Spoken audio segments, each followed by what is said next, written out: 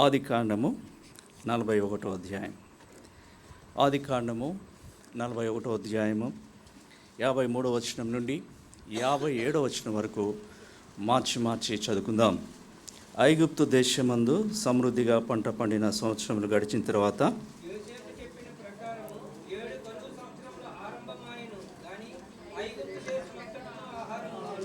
ఐగుప్తు దేశమంతటను కరువు వచ్చినప్పుడు ఆ దేశస్థులు ఆహారం కోసము ఫరోతో మొరపెట్టుకునిరి. అప్పుడు ఫరో, మీరు యోసేపు నదుకు వెళ్ళి అతడు మీతో చెప్పినట్లు చేయడని ఐగుప్తులందరితో చెప్పెను.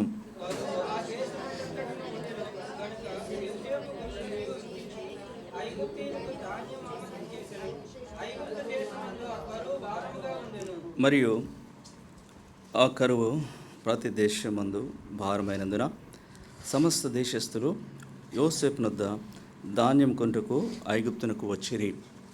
యోహాను సువార్త 15వ అధ్యాయము 8వ వచనం. యోహాను సువార్త 15వ అధ్యాయము 8వ వచనం కలిసి, మీరు బహుగా ఫలించుట వలన నా తండ్రి మహిమపరచబడును, ఇందువలన మీరు నా శిష్యులగుదురు. కొరింథీయులకు రాసిన మొదటి పత్రిక 11వ అధ్యాయము 28వ వచనం. కొరింథీయులకు రాసిన మొదటి పత్రిక 11వ అధ్యాయము 28వ వచనం. అందరం కలిసి, కాబట్టి ప్రతి మనుషుడు తను తాను పరీక్షించుకునే వాళ్ళను అలా చేసి అరటిని తిని పాత్రలోనిది త్రాగను. చదవబడిన వాక్య భావం ద్వారా ప్రభు మనతో మాట్లాడి యోగ్యంగా బలలో పాలు పొందలాగిన మనకు సహాయం చేయను గాక. ప్రభు మనం రక్షించిన తర్వాత మనం ఫలించాలని కోరుతున్నాడు, బహుగా ఫలించాలని కోరుతున్నాడు. మన జీవితము ప్రభుకు ఒక ఇంపైన సువాసన ఉండాలి. మన జీవితం బట్టి ప్రభు ఎంతగానో సంతోషించాలి. ఆ విధంగా మనం ఫలించినప్పుడు దేవునికి మహిమ కలుగుతుంది. వత్సరములు జరిగే కొద్దీ ఫలింపులు కూడా దేవుని బిడ్డలు ఎదుగుతూ రావాలి. చూడండి, ఇక్కడ యోసేపు గురించి మనం చదివినాం. యోసేపు ఫలించడి కొమ్మ. ఎంతగా దేవుడు తన దాసుని ఫలింపజేశాడంటే అద్భుతము. మీరు చదవండి, ఇందా మనం చదివిన భాగం ఆదికాండము 41వ అధ్యాయము 57వ వచనం. మరియు కరువు ప్రతి దేశమందు భారమైనందున సమస్త దేశస్థులు యోసేపు నొద్ద ధాన్యం కొనుటకు ఐగుప్తునికి వచ్చాయి. కరువు ఐగుప్తు దేశంలోనే కాదు, అన్ని దేశాల్లో దాని ఇంపాక్ట్ పడింది. అందరికీ ధాన్యం అవసరమైంది, ఐగుప్తులోని వారికి కాకుండా. ధాన్యమంతా యోసేపు యుద్ధ ఉంది, ఆయన మాత్రమే ధాన్యం అమ్మకం చేసేవాడు. కనుక సమస్త దేశస్థులు అన్న మాట రాయబడింది. అంటే ప్రపంచమంతా అందరూ ధాన్యం కొరకు యోసేపు దగ్గరికి వచ్చారు. యోసేపు ఎస్ అంటేనే ధాన్యం దొరుకుతుంది, యోసేపు కాదంటే ధాన్యం దొరకదు, ఆహారం దొరకకపోతే చనిపోతారు. ఒక్క విధంగా ప్రపంచమంతటిని పరోక్షంగా యోసేపు శాసించాడు. అల్టిమేట్ అన్నమాట. ఆ రోజుల్లో, ఆ 7 సంవత్సరాల్లో ప్రపంచమంతటికి దిక్కు యోసేపు. ఆ రోజుల్లో ప్రపంచమంతటిలో సమస్త దేశస్థుల్లో ప్రతి వానికి యోసేపు అంటే ఎవరో తెలుసు, యోసేపు పేరు తెలుసు. ఒక సామాన్యమైన స్థాయి నుండి దేవుడు ప్రపంచాన్ని శాసించే, నియంత్రించే వ్యక్తిగా మార్చాడంటే ఎంతగా ఫలించాడో చూడండి యోసేపు. 4 స్థలాల్లో యోసేపు గురించి చూస్తుంది. బేసిక్గా యోసేపు నమ్మకస్తుడు. తాను ఇంటిలో ఉన్నప్పుడు, తాను బానిసగా పొత్తిఫర్ గృహంలో ఉన్నప్పుడు, ఖైదీగా చెరసాల్లో ఉన్నప్పుడు, దేశమంతటికి అధికారిగా ఉన్నప్పుడు, అన్ని స్థలాల్లో యోసేపు నమ్మకస్తుడు. తను ఏ పొజిషన్లో ఉన్నా కూడా, కుమారుడుగా ఇంటిలో ఉన్నప్పుడు కుమారుడుగా నమ్మకస్తుడుగా ఉన్నాడు. బానిసగా పొత్తిఫర్ గృహంలో ఉన్నప్పుడు అక్కడ కూడా నమ్మకస్తుడిగా ఉన్నాడు. ఖైదీగా చెరసాల్లో ఉన్నప్పుడు కూడా నమ్మకస్తుడిగా ఉన్నాడు. దేశమంతటి మీద అధికారిగా ప్రధానమంత్రి ఉన్నప్పుడు కూడా నమ్మకస్తుడు ఉన్నాడు. ఏ స్థలమైనా నమ్మకత్వమే, ఏ స్థానంలో అయినా నమ్మకత్వమే, ఎవరి యొద్ద అయినా నమ్మకత్వమే. ఇది ఫౌండేషన్. ప్రభు మనల్ని ఫలింపజేయాలంటే, ప్రభు మన జీవితంలో నూతనమైన కార్యం చేయాలంటే this is very much required, faithfulness. తర్వాత యోసేపుకి దేవుని భయం ఉంది.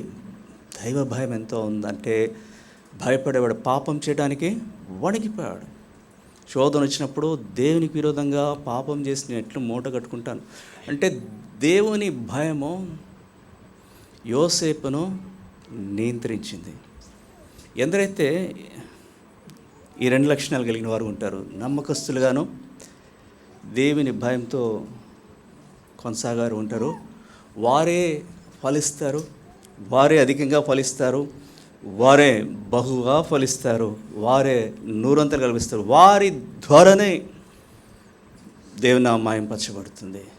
చూడండి, యోసేపు యొద్దకు సమస్త దేశస్తులు వస్తున్నారు. అందరికీ ఆధారభూతుడు యోసేపే. యోసేపు నువ్వు ధాన్యం ఇవ్వకపోతే లైఫ్ లేదు. యోసేపు నువ్వు కాదంటే మేము జీవించలేం. యోసేపు లోకానికి ఆనాడు ఆపద్బాంధుడుగా ఉన్నాడు. అలాగే యేసు ప్రభుకు మంచి మాదిరి యోసేపు. కొత్త నిబంధనలోనే, పాత నిబంధనలో రాయబడిన యోసేపు, పరలోకపు యోసేపు మన ప్రభువైన యేసుక్రీస్తు. ఆయన సర్వలోకమునకు రక్షకుడు, జగద్రక్షకుడు. ఆయన ద్వారానే మాత్రమే పరలోకంలో ప్రవేశం ఉంది. మరి ఎవరి వలనను రక్షణ కలగదు. ఈ నామంలోనే రక్షణ పొందవలను. ఆకాశం క్రింద మనుషులు ఇవ్వబడిన మరి ఏ నామంలో రక్షణ కలగదు. యోసేపు ఎందుకు ప్రపంచానికి ఆధారభూతుడైనా అంటే, ఆ రోజు ప్రపంచానికి ఉన్న నీడ్ ఆయన దగ్గర, ఆ రిక్వైర్మెంట్ అంతా ఆయన దగ్గర ఉంది. ఆయన ప్రపంచానికి కావాల్సిన ఆహారము యోసేపు దగ్గర ఉంది. ఐగుప్తులు ఏముందంట చూడండి, మనం చదివిన 54 వచనం. యోసేపు చెప్పిన ప్రకారము 7 కరువు సంవత్సరములు ఆరంభమైన కానీ ఐగుప్తు దేశమంతటను ఎట్లా ఉందండి? కరువు కాలంలో ఐగుప్తు దేశమంతటను ఆహారముడును ఏం చేశాడు? 49 వచనం. యోసేపు సముద్రపు ఇసుక వలె అతి విస్తారముగా ధాన్యము పోగు చేసెను, కొలుచుట అసాధ్యమాయను గనుక కొలుచుట మానివేసెను. కొలత లేకుండా కొలవడం కుదరలేదు. కొలుచుట కుదరనంతగా విస్తారంగా ధాన్యాన్ని సమకూర్చాడు. ఆ ధాన్యమే, ఆయన చేసిన ప్రయాసే ఆనాడు ప్రపంచంలోని సమస్త దేశస్తులందరికీ జీవన కారణమైంది. యోసేపు యొద్దకు వస్తే ఆహారం ఉంది. పరమ యోసేపు, అవర్ హెవెన్లీ జోసెఫ్, ఆయన దగ్గర ఏముందంటే జీవాహారం ఉంది. యేసు చెప్పెను, జీవాహారమును నేనే, నా ఎద్దకు వచ్చేవాడు ఎప్పుడునూ ఆకలిగొనడు. ఆయన ఇచ్చే జీవము నిత్య జీవము. యోసేపు ద్వారా దొరికే ఆహారము తిన్న తర్వాత కొంతకాలం మీద మళ్ళీ ఆకలి వేస్తుంది. క్రీస్తు యేసు ప్రభు యొక్క జీవము నిత్య జీవము. ఆయనే జీవము. అద్వితీయ సత్య దేవుడు అయిన నిన్నును నీవు పంపిన యేసుక్రీస్తును ఎరుగుటయే నిత్య జీవము. ప్రభు మేము ఎవరెద్దుకు వెళదాము? నీవే నిత్య జీవపు మాటలు గలవాడు.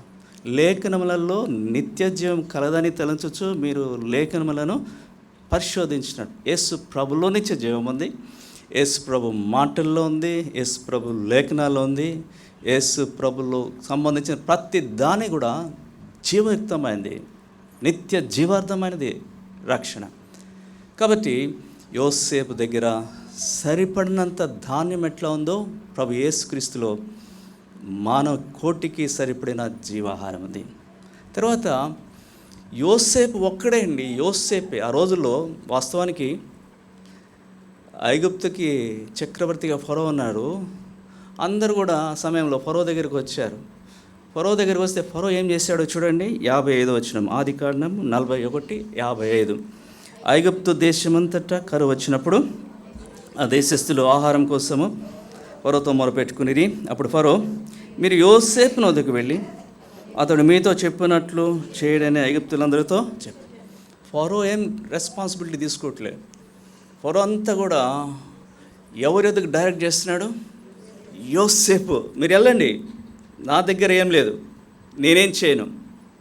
మీరు బ్రతకాలంటే, మీకు ఆహారం కావాలంటే ఇదిగో యోసేపు దగ్గరికి వెళ్ళండి, ఆయన ఏం చెప్తాడో అది చేయండి.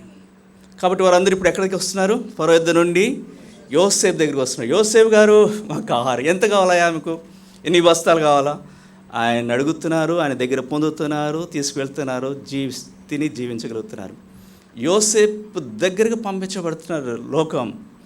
అలాగే పరలోకపు తండ్రి తన కుమారుడైన యేసుక్రీస్తు ప్రభు యొద్దకు మానవాళ్ళని పంపిస్తున్నాడు.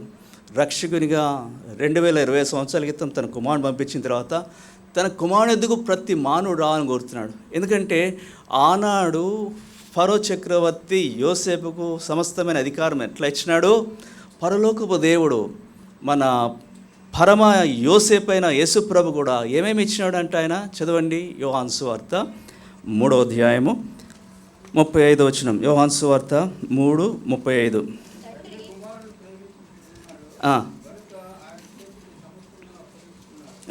తండ్రి ఆయన చేతికి సమస్తమును అప్పగించాడు. 5వ అధ్యాయంకి రండి. యోహాను సువార్త 5వ అధ్యాయం 23వ వచనం. తండ్రిని గణపరచునట్లుగా అందరూ కుమారుని గణపరచువలని తీర్పు తీర్చుటకు సర్వాధికారము కుమారునికి అప్పగించాడు. సమస్తము యేసుప్రభు చేతికి అప్పగించాడు. సర్వాధికారము యేసుప్రభు చేతికి అప్పగించాడు. అందుకని ఏమంటున్నాడంటే, ఇదిగో ఈయన నేనేర్పరచుకున్న కుమారుడు, ఈయన మాట వినుడి. కాబట్టి లోకానికి పరమ తండ్రి చెప్తున్నాడంటే, ఈయన దగ్గర సమస్తాన్ని నేను ఇచ్చాను, ఈయన సర్వాధికారం కలిగిన వాడు, ఈయన మాట వినుడి, ఈయన వద్దకు రండి. కాబట్టి ఆనాడు ఫరో లోకాన్ని యోసేపు వద్దకు ఎట్లా డైరెక్ట్ చేసినాడో, పరలోకపు దేవుడు తన ప్రేమ కుమారుడైన యేసు ప్రభు యొద్దకు ప్రతి పాపిని నడిపిస్తున్నాడు. కాబట్టి పరిస్థితి ఎట్లా ఉంది? కరువు, తిండి లేదు, ఆహారం కావాలంటే కేవలం యోసేపు యొద్దకు వెళ్ళాలా? యోసేపు యొద్దకు వెళ్తే మాత్రమే ఆహారం దొరుకుతుంది. కాబట్టి జీవించాలంటే, ఇంకా ఈ లోకంలో కొన్ని దినములు, కొన్ని సంవత్సరాలు మనుగడ కొనసాగాలంటే యోసేపు యొద్దకు వెళ్ళాలా, యోసేపు చెప్పినట్లు చేయాలా. అలాగే ఇహమందు పరమందు దేవునితో మహిమలో నిత్య జీవంలో ఆయనతో కూడా జీవించాలంటే యోసేపు పోలిన ప్రభు యేసు యొద్దకు రావాలా, ఆయన ఎద్దుకు రావాలా, ఆయన అడగాల, ఆయన హృదయమందు విశ్వాసం ఉంచాలా. ఆయన ఎద్దుకు వస్తేనే నిత్య జీవం ఉంది. ఆయన ఎద్దుకు వచ్చి ఆయన్ను విశ్వసించకపోతే ఏం జరుగుతుంది? చదవండి, యోహాను సువార్త 3వ అధ్యాయము 36వ వచనం. యోహాను సువార్త 3:36.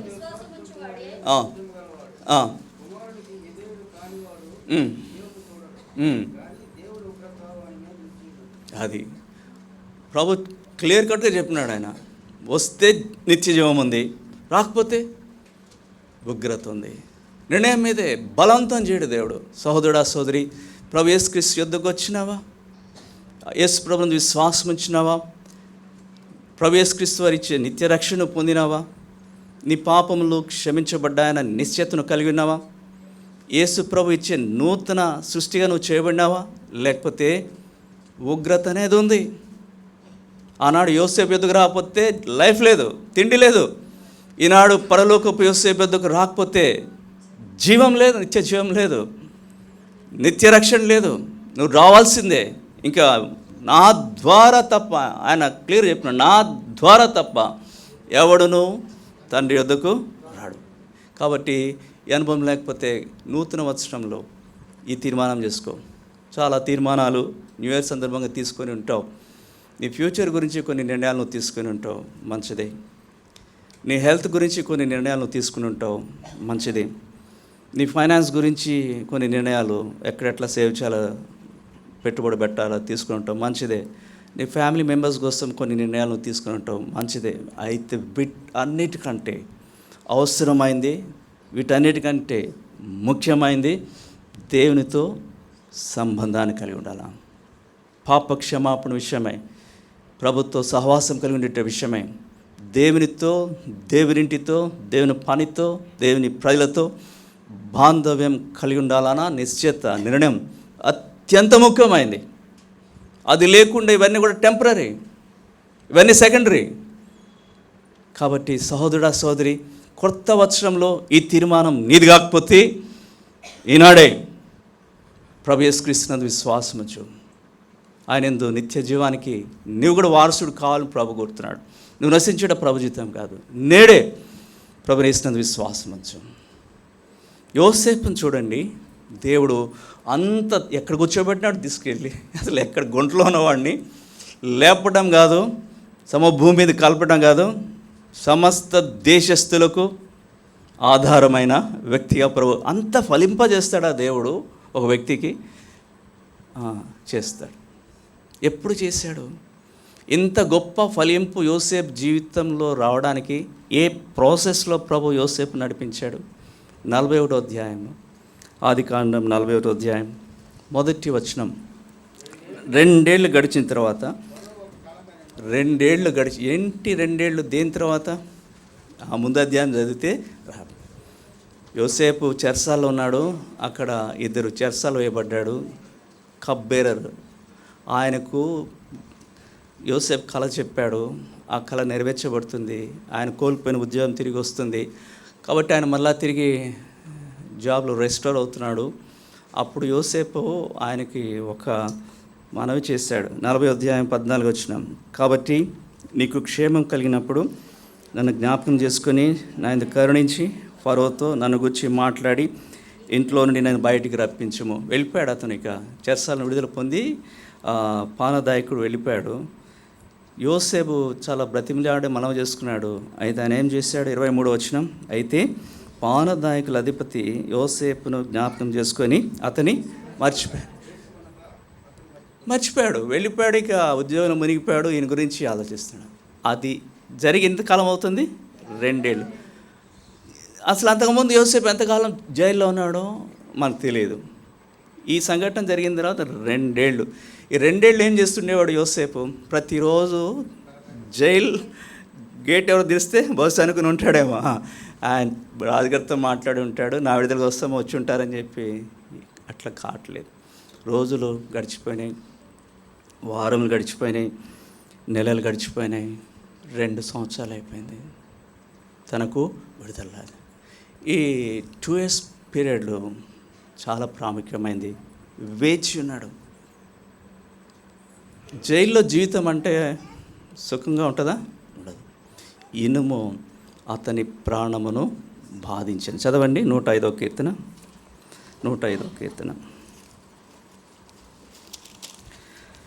105వ కీర్తన 18, 17 వచనాలు, 19. యోసేపు దాసుడిగా అమ్మబడెను, వారి సంఖ్యల చేత అతని కాళ్ళు నొప్పించిరి, ఇనుము అతని ప్రాణమును బాధించెను. అతడు చెప్పిన సంగతి నెరవేరే వరకు యెహోవాకు అతని పరిశోధించుచుండెను. అంటే శ్రమతో కూడిన జైలు జీవితం, దుర్భర దారిద్ర్యం, ఇలాంటి ఫెసిలిటీస్ ఎందుకుంటే ఇంట్లో ఉన్నట్టు ఉండదు కదా, పనులు చేస్తారు. పైగా యోసేపు కేసు డిఫరెంట్. యోసేపును జైల్లో వేసిన తర్వాత అందరూ ఎందుకు వచ్చావు జైలుకి, ఏం చేసావంటే అందరికీ ఏం తెలుసుంటుంది, చేయకుండా పని చేశాడు తన యజమానిని భార్య విషయమే అని చెప్పి అపనింద మోపారు. అప్పుడు మిగతా ఖైదీలు ఎంత దుర్భాషాడి ఉంటారు, ఎంత అవమానపరచు, నువ్వు ఇలాంటి దౌర్భాగ్యుడువా, అరే ఇలాంటి నేచుడువా, పాప ఏం తప్పు చేయలేదేట, పరిశుద్ధుడిగా ఉన్నాడు, చేయని తప్పకు పక్క ఖైదీల ద్వారా బహుశా అవమానపరచబడుతున్నాడు. ఎన్నో పనులు ఉంటాయి జైల్లో, కష్టపడుతున్నాడు. ఇంట్లో అల్లారు ముద్దుగా పెరిగాడు, తండ్రి ప్రియకుమారుడికి పెరిగాడు, కష్టపడుతున్నాడు. ఇనుము అతని ప్రాణమును బాధించింది. ఇలాంటి సందర్భంలో 2 years పీరియడ్లో యోసేపు చాలా ఆశ్చర్యం అవుతుంది. ఆయనకు వచ్చిన కళ ఏంటి? సూర్యచంద్రులను 11 నక్షత్రములు ఆయన బాధ మీద సాయలు కొడుతున్నారు. ఆయన పన నిలబడి ఉంటే సోదరుల పనులు ఆయన చుట్టూ ఆయనకి ప్రభు హెచ్చిస్తాడు అని చెప్పి వాగ్దానం చేశాడు, కళ ఇచ్చినాడు. ఏమైంది? వచ్చిన కళ ఏంటి? జరుగుతుందేంటి? అంత అయమయంగా ఉంది. ఇలాంటి పరిస్థితుల్లో యోసేపు ఎట్లా చేశాడు? నీవు నేను ఎలా చేస్తాం? ఒక శ్రమల గుండా వెళ్ళినప్పుడు, ఒక ఇబ్బందిని ప్రభు మన జీవితంలో ప్రవేశపెట్టినప్పుడు, మనకు సమయాన్ని ఇచ్చే పరీక్ష ఇస్తున్నప్పుడు మనము ఎట్లా ఉంటామో యోసేపు ఎలా ఉన్నాడు? యోసేపు లాగుంటే మనం కూడా ఫలిస్తాం. యోసేపు కొన్ని నేర్చుకున్నాడు. ఆ సమయంలో ఓర్పు అనేది నేర్చుకున్నాడు. తన కలిగిన సంఘటన బట్టి ఎవరిని దుర్భాషాడలేదు, తన కలిగిన పరిస్థితిని బట్టి ఏడుస్తూ కూర్చోలేదు. తనకు కలిగిన పరిస్థితిని బట్టి దేవునితో మధ్యం మాట్లాడలేదు. ఏం తప్పు చేశాను ప్రభా, నన్ను ఎందుకు ఇక్కడ పెట్టారు, అట్లేం లేదు. తనకు కలిగిన పరిస్థితిని బట్టి నా ఇదంతా కారణం వాడు అది అని ఎవడి మీద నింద మోపలేదు. ఏదో జరిగింది నా జీవితంలో, ప్రభు అనుమతించాడు అంతే. మౌనంగా ఉన్నాడు. తర్వాత పొరపాటున ఆ వ్యక్తితో చెప్పాను, ఆ కబ్బేరతో, ఆ బట్లర్తో. ఆయన మర్చిపోయాడు. ఇక మనుషుల మీద ఆధారపడకూడదు అనేది నేర్చుకున్నాడు. ఇది అవసరం ప్రియులారా. దేవుడు మనలను ఒక పరిశోధనకు వెళ్తున్నప్పుడు పరీక్షిస్తున్నాడు. మనం ఎట్లా ఉంటున్నాం? బెంచ్ మీద ఉన్నామేమో, ప్రాజెక్ట్ రావటం డిలేజ్ అవుతుంది. ఏం చేస్తున్నావు? ఏడుస్తున్నావా? దుఃఖపడుతున్నావా? ఓర్చుకుంటున్నావా? నీ ఓర్పు ఎట్లా ఉంది? ఆనందంతో కూడిన ఓర్పు ఉందా? నిరీక్షణతో కూడిన ఓర్పు ఉందా? నిన్ను రక్షించిన ప్రభు నీ భవిష్యత్తు చూసుకోడా? నీ అవసరత ప్రభు తెలియదా? ఎందుకు అవిశ్వాసంతో ఉన్నావు? ఎందుకు కృంగిపోతున్నావు? కృంగిపోలేదు యేసేపు. బాధించబడుతున్నాడు ఈమె చేత, దూషించబడుతున్నాడు యోసేపు, ఇబ్బంది పడుతున్నాడు. వాటన్నిటి మధ్య ఓర్పుతో ప్రభు సమయం కొరకై ఎదురు చూస్తూ వచ్చాడు. దేవుడు నీ జీవితంలో నూతనమైన కార్యం చేయాలంటే, యోసేపు వల్లే నీ జీవితంలో గొప్ప ఫలం తీసుకురావాలంటే ఇట్లాంటివి నేర్చుకోవాలి. మనం ఇట్లాంటివి అభ్యసించాలి. చూడండి, ప్రభు ఇప్పుడు ఎంత గొప్పగా యోసేపు పక్షంగా కార్యం చేస్తున్నాడంటే, రాజునే కదిలించాడు ఆయన. 2 కళలు రాజుకు వచ్చినాయి. అవన్నీ చదివితే మనకు సమయం సరిపోదు. ఒకరోజు రాత్రి కళ్ళలో పడుకుంటే ఏటు ఒడ్డు నిలబడ్డాడు. 7 అందమైన బలిసిన ఆవులు వచ్చినాయి. వెంటనే మరొకసారి 7 బహు వికారంగా చిక్కిపోయిన ఆవులు వచ్చినాయి. వికారమైన చిక్కిపోయిన ఈ ఆవులు అందమైన బలిసిన ఆవులను తినివేసినాయి. తినివేసేటప్పటికి ఈయన మెలకు వచ్చింది. ఏంటి కళ అనుకున్నాడు. మళ్ళీ పడుకుంటే 7 పుష్టిగల 7 వెన్నులు ఒక దంటును కనబడింది. తర్వాత పీల వెన్నులు 7 కనబడినాయి. ఆ పీల వెన్నులు పుష్టిగల 7 వెన్నులను మింగేసినాయి. అర్థం కాలేదు, పడుకున్నాడు. సాధారణ కళలు వచ్చినంత మాత్రాన మనం కలత రావాలని, బాధపడాలని, దుఃఖం రావాలని ఏం లేదు కదా.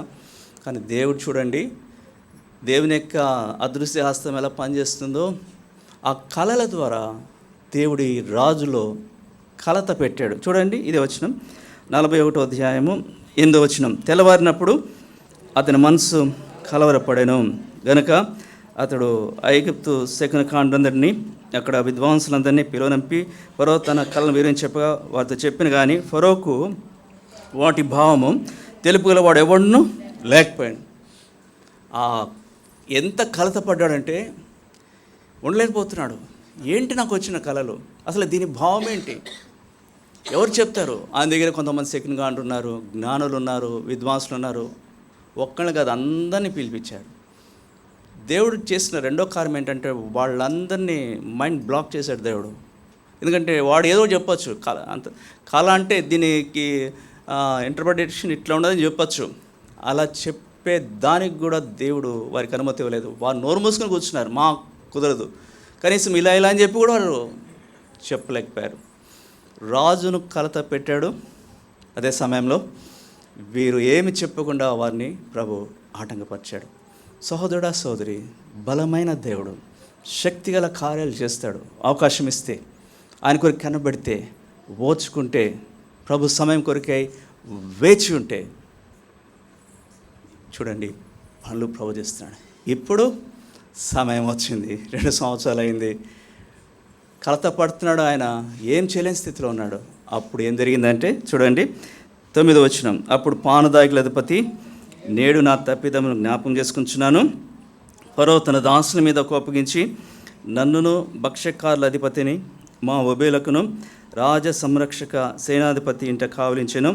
ఒక రాత్రి నేను అతడు మేమిద్దరం కలల కంటిమి, ఒక్కొక్కడు వేరు వేరు భావములు గల కలలు చెరియొకటి కంటిమి. అక్కడ రాజ సంరక్షక సేనాధిపతికి దాసుడు ఉండిన ఒక హెబ్రీ పడుచువాడు మాతో కూడా ఉండేను. అతనితో మా కళలను మేము వివరించి చెప్పినప్పుడు అతడు వాటి భావమును మాకు తెలిపాను.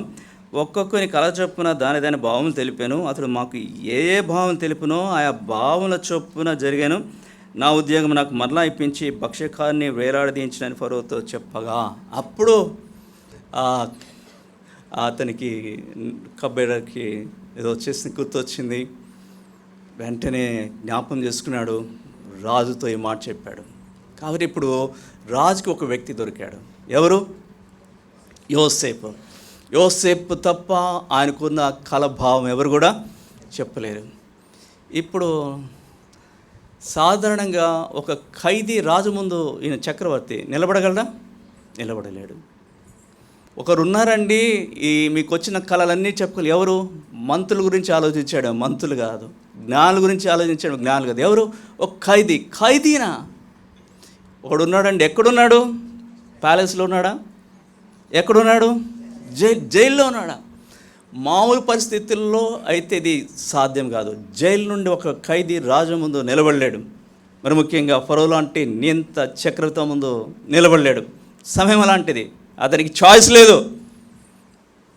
గెట్ హిమ్, వాడు నా దగ్గర తెండి అన్నాడు. చూడండి ఏమన్నాడంట, త్వరగా తెమ్మన్నాడంట కదా.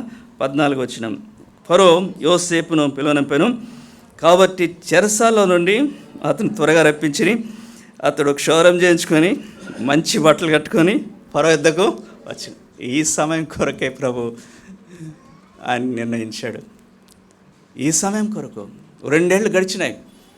2 ఏళ్లలో దేవుడు కోరిన రీతిగా నిరీక్షణతో, ఓర్పుతో సరిచేసుకుంటూ, ప్రభు ఇచ్చిన ఆత్మీయ పాఠాలు నేర్చుకుంటూ, ప్రభు యొక్క గడికరు కనబడితే ఇప్పుడు పిలుపు వచ్చింది ప్యాలెస్ నుండి, త్వరగా రావాలి.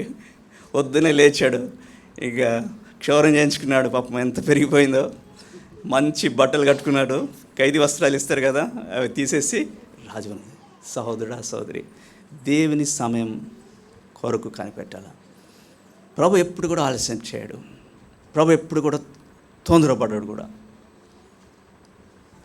యోసేపే కోరినట్లు ఆ 2 ఏళ్లకు ముందే పానదాయకులు అధిపతి వెళ్ళేటప్పుడు నాకు రికమెండ్ చేసి నన్ను బయటికి తెప్పించమంటే సరే వెళ్ళాడు. పానదాయకులు అధిపతి వాళ్ళు ఎందుకంటే చాలా క్లోజ్ క్వార్టర్స్ ఉంటారు. రోజు కలుస్తాడు కింగ్ని. ఆయన కప్ ఇస్తాడు కదా. రాజు దగ్గర వాళ్ళకి పరపతి ఉంటుంది. సార్ ఏంట్రా అప్పుడు ఉన్నాడండి, పాప అన్యాయంగా వేశారు జైల్లో అతన్ని అంటే ఓకే అంటాడు. కాదండు, అట్లానే యోసేపు కోరినట్లయితే 2 ఏళ్ల ముందే యోసేపుకు జైలు నుంచి విడుదల వచ్చినట్లయితే ఏమయ్యేదండి? యోసేపు ఎక్కడ ఉండేవాడు? ఏం చేసేవాడు బయటకు వచ్చిన తర్వాత? ఏ జాబ్ చేస్తుంటాడు బహుశా? పానదాయకుల దగ్గర ఆయన అధిపతి. పానదాయకుల అధిపతి దగ్గర కొన్ని పనివాళ్ళు ఉంటారు. ఆ పనివాళ్ళు సరే రారా నా దగ్గర ఒక పనివాడు గుండు అనేవాడు. దేవుడు ఎక్కడ పెట్టాలనుకున్నాడు యోసేపును? టాప్ స్లాట్లో పెట్టాలనుకున్నాడు. ఈయన తొందరపడినట్లు, ఈయన అడిగినట్టు, ఈయన ఆశించినట్టు ముందుకు వస్తే ఎట్లుండేవాడు? ఒక అసిస్టెంట్గా ఉండేవాడు, ఒక నార్మల్ వర్కర్గా ఉండేవాడు. ప్రభు కార్యాలు, ప్రభు సమయం, పర్ఫెక్ట్ టైమింగ్. ఆయన ఎగ్జాక్ట్ టైంకి వెళ్తాడు, ఎగ్జాక్ట్ టైంలో పనిచేస్తాడు. పాడిని పట్టుకొని ఆ ఉదయరాలు ఏడుచుకుంటూ ఆ ఊరు వారంతా వెళ్తుంటే ఎగ్జాక్ట్గా సమాధికి వెళ్ళే టైంలో ప్రభు ఎదుర్కొన్నాడు. అంతే. ఆ శవం ఏమైంది? లేచి ఆ వ్యక్తిని ప్రభు రక్షించాలనుకున్నాడు. భయంకరమైన స్త్రీ, ఆ వ్యక్తి ద్వారా పట్టణం అంతటిని రక్షించాలనుకున్నాడు. ఎగ్జాక్ట్గా ఎప్పుడు ఆ వ్యక్తి బావి దగ్గరికి వస్తాడో అప్పుడే ప్రభు అక్కడికి వచ్చాడు. ఇంచుమించు 12 గంటలు ఆయన యాకోబు బావి దగ్గర ఎగ్జాక్ట్గా టైంలో. ఆమె కానీ 11:30కి వస్తే మిస్ అయిపోయేది. ప్రభు 12:30కి వస్తే ఏ సమయంలో ప్రభు రావాలో తెలుసు.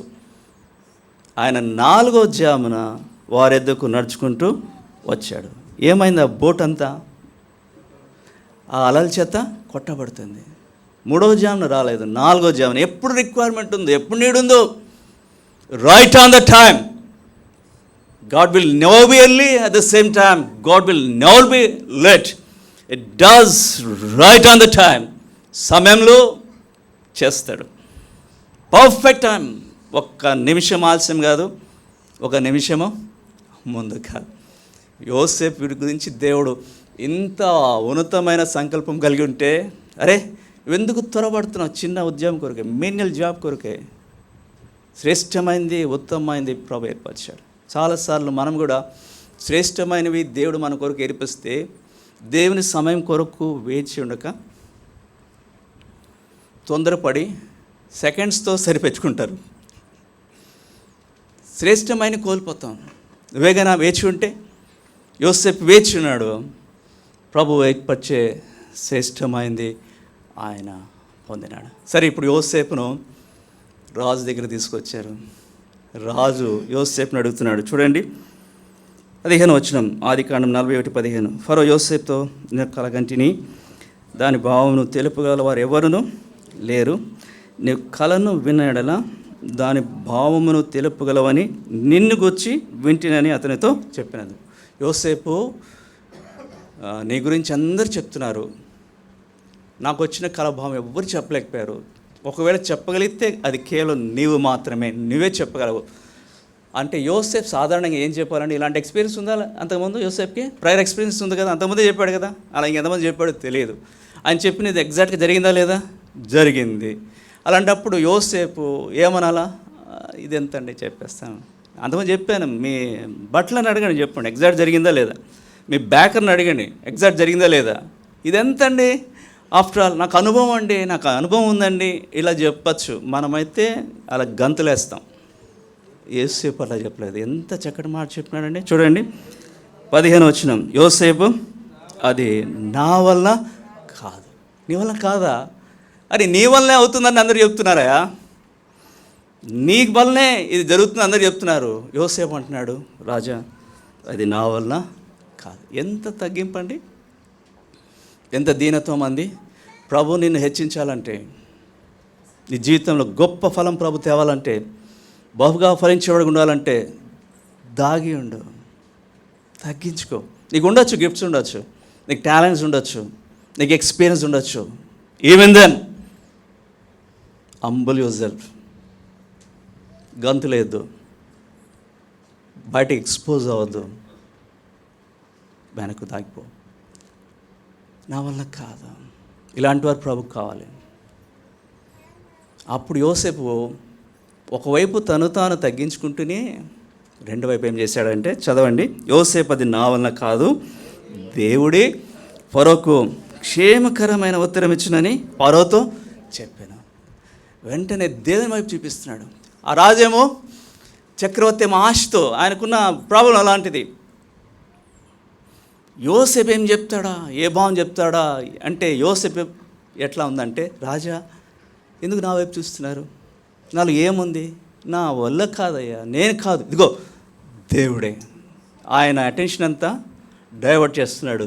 దేవుడు ఎన్నిసార్లు చెప్తాడనమాట, దేవుడే ఫరోకు క్షేమకరమైన ఉత్తరం ఇచ్చినని చెప్పాను. తర్వాత 25 వచనం, అందుకు యోసేపు ఫరో కలను కలిగొట్టే దేవుడు తాను చేయబోచున్నది ఫరోకు తెలియజేసిన. 28 వచనం, నేను ఫరోతో చెప్పు మాట ఇదే, దేవుడు తాను చేయబోచున్నది ఫరోకు చూపించాను. అట్లనే 32 వచనం, ఈ కార్యము దేవుని వలన నిర్ణయింపబడినది, ఇది దేవుడు శీఘ్రముగా. దేవుడు దేవుడు దేవుడు నన్నెందుకు చూస్తారా? నా వల్ల కాదు. చూడు, దేవుని చూడు, ఆయన నిర్ణయించాడు, ఆయన జరిగించబోతున్నాడు, ఆయన శీఘ్రం చేయబోతున్నాడు. దేవుని వైపు చూడు. సహోదరుడా, సోదరి, మన జీవితంలో కూడా దేవుడు గొప్ప కార్యాలు చేయాలంటే ఇదే అవసరం. తగ్గించుకో. నీ బ్రతుకులో దేవుని చూపించు. నీ బ్రతుకులో, నీ పరిచర్యలో దేవుని మహింపచ్చు, దేవుని బయలుపరచు, దేవుని ప్రత్యక్షపరచు, దేవుని హెచ్చించు. దేవుడు దేవుడు, నేను కాదు. దేవుడు కూడా అలా చెప్తాడు. అది ఇది రెండు వాక్యంలో ఉన్నాయి. ఎందరే తగ్గించుకుంటే ఏమన్నా, తను తాను తగ్గించుకునేవాడు. పాత నిబంధనలో సూత్రం ఏంటి? నన్ను ఘనపరచువాన్ని. రెండిట్లో ఏముంది? తగ్గింపులో ఘనత ఉంది, దేవుని ఘనపరచిన వారికి ఘనత ఉంది. యోసేపు ఈ రెండు చేశాడు. ఈ రెండు మనం చేయము కాబట్టి ఫలం ఉండదు, బ్రతుకుల్లో దీవెన ఉండదు, దేవునికి మహిమ ఉండదు. కాబట్టి కొత్త వత్సరంలో ప్రభు యొక్క బలమైన కార్యం ప్రాపర్ టైంలో మన బ్రతుకుల్లో జరగాలంటే ఇవి నేర్చుకోవాలా, ఆత్మీయ సత్యాలు నేర్చుకోవాలా, అభ్యాసం చేయాలా. ఎక్కడెక్కడ తగ్గించుకోవాలి, నేను ఎక్కడెక్కడ అవకాశం తీసుకొని మరి దేవుని గణపరుస్తున్నాడండి. రాజు అని కూడా చూడకుండా, రాజు నా వైపు ఎందుకు చూస్తావు? నీ ఫోకస్ అంతా ప్రభు మీద ఉండాలి. దేవుడు దేవుడు దేవుడు. చివరికి రాజు ఏమైపోయాడంటే మైమర్చిపోయి యోసేపు చేసిన ప్రయత్నాన్ని బట్టి రాజు కూడా చివరికి ఇదే కంక్లూషన్కి వచ్చాడు. ఏమంటాడు ఆయన? చూడండి 39 వచనం. మరి ఫరో, దేవుడు ఇదంతయు దేవుడే తెలియపరచు. నీది కాదు, కరెక్టే, నువ్వు చెప్పింది నిజమే అయ్యా, నీలో ఏం లేదు, నీవు కాదు, నీది కాదు, దేవుడే ఇదంతా కూడా నీకు. చూసారా, దేవుని యొక్క ఏర్పాట్లోనికి ఆయన తీసుకొస్తున్నాడు. ఎంత చక్కగా చెప్పాడండి దేవుడు తన దాసుని ద్వారా. ఆ కలభావం చెప్పాడు. 7 సంవత్సరములు సమృద్ధిగా పంట పండుతుంది, దానికి సాదృశ్యంగా అందమైన బలిసినాలు ఉన్నాయి, దానికి సాదృశ్యంగా పుష్టి గల 7 వెన్నులు ఉన్నాయి. ఆ తర్వాత తీవ్రమైన కరువు రాబోతుంది 7 సంవత్సరం తర్వాత. అప్పుడు అసలు ముందున్న సమృద్ధి అంతా మర్చిపోతుంది. ఆ పీల వెనులు, ఆ చిక్కిరిపోయిన వికారమైన ఆవులు దానికి గుర్తున్నాయని చెప్పాడు. చెప్పిన తర్వాత అది వచ్చే కరువు కూడా ఎలాంటిదంటే 2 మాటలు అక్కడ రాయబడి ఉన్నది. 30వ వచనము లాస్ట్ లైన్. ఆ కరువు దేశమును పాడు చేయను, ఆ పంట సమృద్ధి తెలియబడకపోను, ఆ కరువు మిక్కిలి భారంగా ఉంటుంది. ఇది రాజు ఏమడిగాడు? కళ యొక్క భావం అడిగాడు. చెప్పాడా లేదా? ఎలా చెప్పాడు? తను తాను తగ్గించుకుంటూ దేవుని చూపిస్తూ దేవుని వలన చెప్పాడు. అంతవరకే అడిగింది. దీంతో పాటు ఆ మాటలు చెప్పంగానే ఏమై ఉంటుందండి రాజుగారికి? కరువు తీవ్రమగును, కరువు మిక్కిలి భారంగా ఉండును, కరువు పాడు చేయబోతుంది, ఆందోళన వచ్చి ఉంటారు. ఇప్పుడు దైవజనుడు ఏమంటున్నాడంటే వాళ్ళ ఆందోళన తగ్గించాడు, వాళ్ళ బర్డన్ తగ్గించాడు, వాడిని ఆదరించాడు. ఎంత చక్కగా చెప్పాడంటే సమస్య చెప్పాడు, సమస్యకు తగిన పరిష్కారం కూడా చూపించాడు. ఏం పర్లేదు, డోంట్ బి అఫ్రైడ్, పర్లేదు. ఇంత కరువు వచ్చినా కూడా దీనికి ఒక అవకాశం ఉంది, దీనికి ఒక నివారణ ఉంది. మీరు 3 పనులు చేయండి. జ్ఞాన వివేకం గల వ్యక్తిని చూసుకోండి. రెండవది, 7 సంవత్సరాలు విపరీతంగా సమృద్ధిగా పంట పడుతుంది, అంత అక్కర్లేదు, వేస్ట్ అయిపోద్ది. దాంట్లో 20%, 5వ వంతు అంటే 20% మీరు పక్కన పెట్టండి, మంచి గోడౌన్స్ కట్టండి, భద్రపరచండి. That's it. కరువు అయిన తర్వాత 7 సంవత్సరాల తర్వాత ఇప్పుడు ఈ రోజులు ఎలా తింటారు, అప్పుడు కూడా అంతే తింటారు అని చెప్పాడు.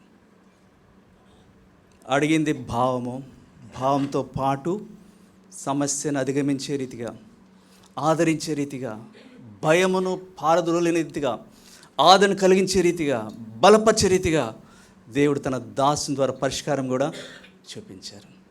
దేని బిడ్డలంగా, దేని ప్రజలంగా, సమస్యలో, ఇబ్బందుల్లో, దుఃఖంలో ఉన్న వారికి ఇలాంటి ఆదరణ కలిగించే మాటలు, శిష్యునికి తగిన నోరు, అలసిన వారిని ఓడించే మాటలు, బలపరిచే మాటలు, కట్టే మాటలు మన నోటు ఉండాలి. యోసేపు అది చూపించాడు. ఇదంతా అయిన తర్వాత ఫరో, ఇంకెవరున్నారయ్యా, నీవే దీనికి సమర్థుడు. ఇప్పుడు ప్రారంభిస్తున్నాడు దేవుడు నూతన కార్యం. ఒక్కరోజే చాలా నూతన కార్యాలు యోసేపు జీవితంలో జరిగించాడు. చూడండి, యోసేపు ఆ రోజు ఆయనలో చాలా మార్పులు వచ్చినాయి. ఒక డే టైంలోనే ఇన్ని మార్పులు దేవుడు చేస్తాడా? చేస్తాడు. నువ్వెంత తగ్గించుకుంటే, నువ్వెంతగా ఆయన మహింపరిస్తే, నువ్వెంత పవిత్రుడుగా ఉంటే, నువ్వెంత నమ్మకస్తుడుగా ఉంటే, నువ్వెంత సహనం కలిగిన వాడుకుంటే, నీ రెస్పాన్సిబిలిటీ బట్టి ప్రభు యొక్క కార్యాలు కూడా ఉంటాయి. ఆయన పొజిషన్ ప్రభు మార్చాడు ఆ రోజు. అప్పుడు దాకా యోసేపు స్థానం ఏంటి? ఖైదీ. ఆయన నెంబర్ ఎంత? ఖైదీగా ఉన్నాడు. ఇప్పుడు he is no more a prisoner. ఇప్పుడు ఈయన ప్రైమ్ మినిస్టర్ అయిపోయాడు. ఎంతకాలం తర్వాత? That same day. అప్పుడు దాకా ఆయనకున్న ప్లేస్ని కూడా ప్రభు మార్చాడు. అప్పుడు దాకా ఎక్కడున్నాడు? జైల్లో ఉన్నాడు. ఇప్పుడు నో మోర్ ప్రిజన్. ఇప్పుడు ఎక్కడ? ప్యాలెస్లో ఉన్నాడు. ఆయన వస్త్రాలు కూడా ప్రభు మార్చాడు. ఇప్పుడు దాకా ఏ వస్త్రంతో ఉన్నాడు? ఇప్పుడు రాజవస్త్రాలు. ఎలా ఉంటాయి రాజవస్త్రాలు?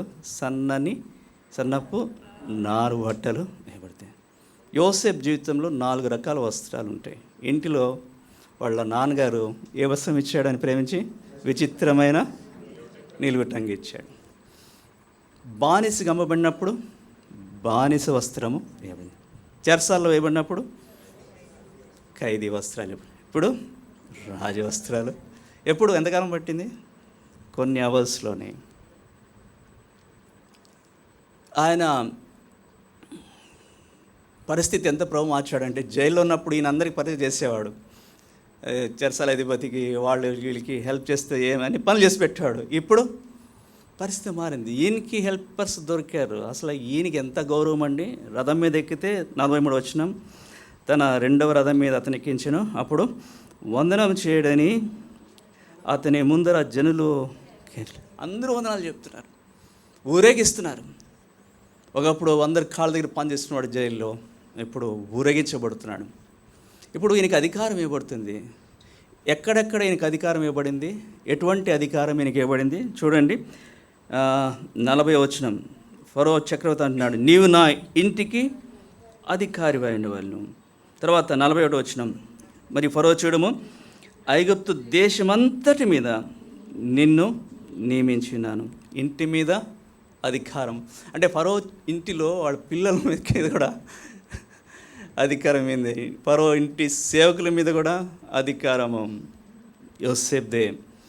అధికారం ఇంటితోనే ఆగలేదు, అధికారము దేశమంతటి మీద ఇవ్వబడింది. ఫరో ఇచ్చాడు. ఒక సమయం వచ్చింది, ప్రభు దేశమే కాదు సమస్త దేశస్తుల మీద ఆయనకు అధికారం ఇచ్చాడు. అధికారం కూడా ఎలాంటి అధికారం ఇచ్చాడు? చూడండి, 44వ వచనం.